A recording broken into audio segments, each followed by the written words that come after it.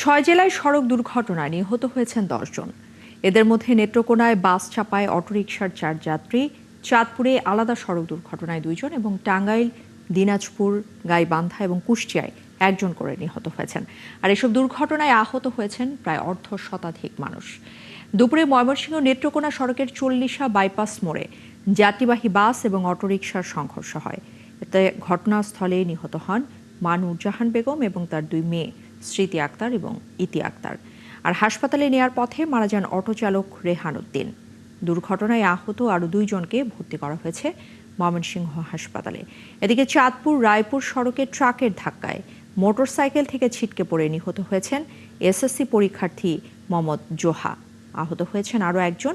আর হাজীগঞ্জে যাত্রীবাহী বাসের চাপায় মারা গেছেন বিল্লাল হোসেন নামের এক ব্যক্তি।